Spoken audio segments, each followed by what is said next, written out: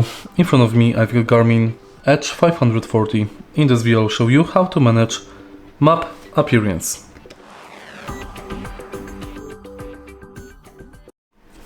In the beginning, let's go to menu by pressing and holding this button. Activity profiles, select your profile and next select navigation. Now go to map, enter appearance, and here you can change map theme between high contrast, classic or mountain biking. You can enable popularity map, change map detail,